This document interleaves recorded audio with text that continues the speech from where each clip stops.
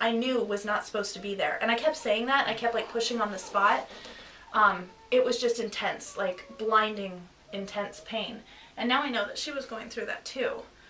Anyway, so they took us into the room. They admitted me right away. They got the anesthesiologist there. They gave me the epidural. Here. No, I got her. Okay. They gave me the epidural, and it burns a lot, but it wasn't that bad. And it sends a shooting, like your leg's falling asleep, pain down my right leg. The thing that's funny is it only numbed the right half of me, and I didn't know that they make you roll from side to side to try and get the medicine to distribute. So I actually liked at that point laboring on my back. They offered for me to switch positions a bunch, and I kept just saying I wanted to lay on my back. And this is at a birthing center, so I would lay from hip to hip because they said it was better for the baby, so I'd start on my right side and then go on my back and then on my left side for a while, and also trying to distribute the medication. And then once it finally settled down, into me more, I was able to fall asleep. And Ryan fell asleep too on the little bench.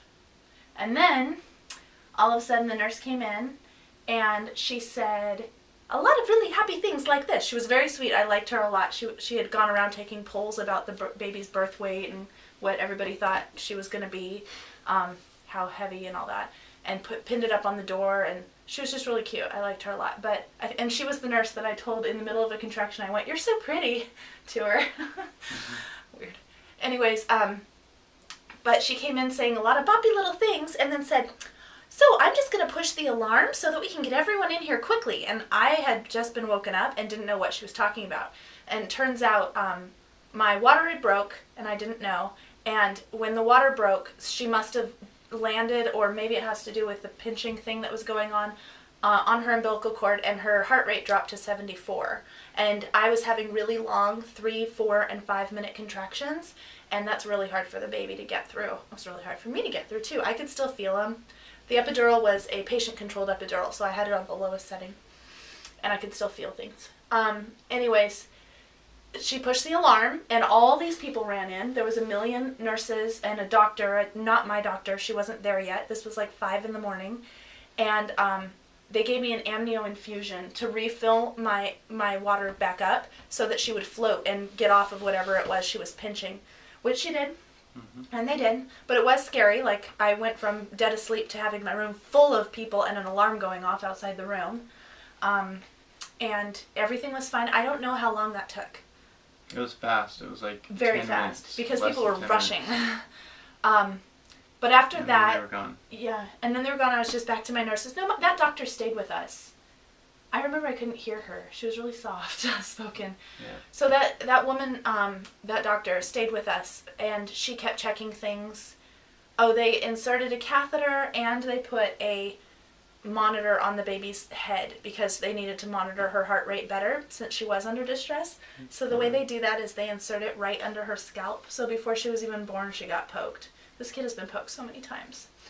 And I didn't even know that. Like, I didn't know. They told me, but I was out of it. So within, I don't know how long, Rye, when did I start pushing?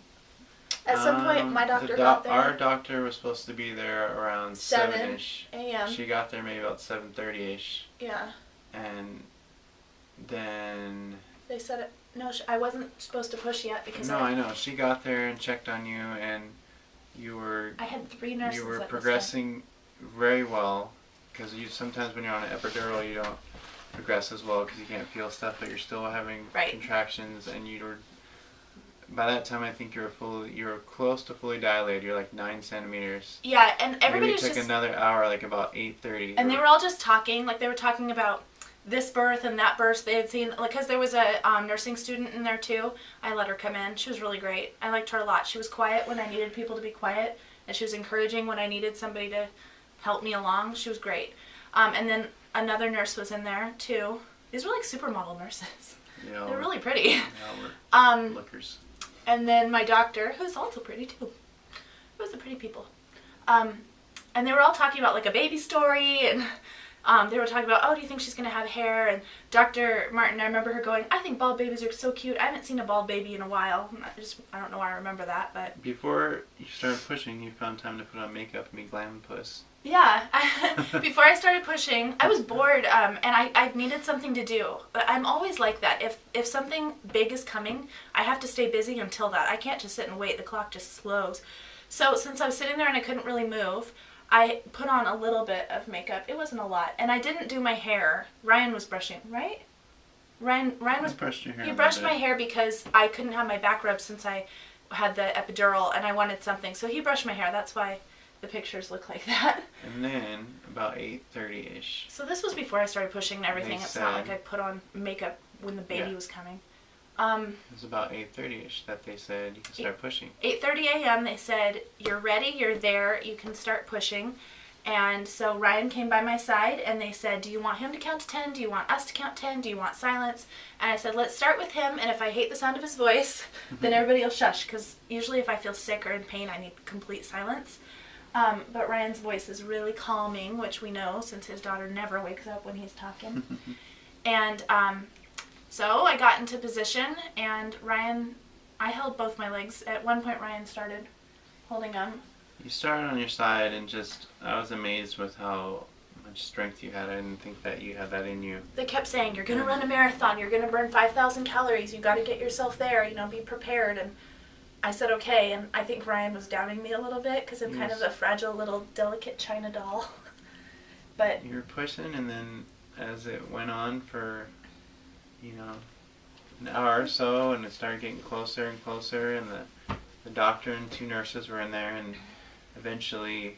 I pushed for 2.5 hours. 2.5 hours. And the way you push, every contraction, I would push 4 times. So I'd have one big breath in, 3, and then there was a bonus if I felt like I could do it, which most of the time if I could, I took it because I just wanted her out. Especially towards the end. And I started feeling that pressure, that pinching. It wasn't pressure. They told me I was going to feel pressure. I never felt that. I felt pain.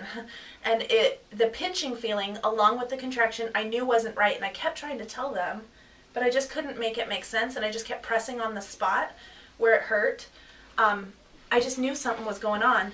So anyways, 2.5 hours of really deep breath in, bear down, push as hard as you can. I thought my eyes were going to bulge out of my head. I actually, and I'm not kidding, I actually thought somebody's going to have to put my eyeball back in my head because pushing this hard, you feel the pressure. And I kept trying. They're like, focus it down. But I could feel it in my face too. But they kept telling me I was like a champion pusher. You were doing great. And it was the last like half hour when you really I was on one side of you, the nurse was on the other side of you. We were just like pushing down your legs and hips, and you were just on your back. Yeah. Trying to squirt this little one out. Gross.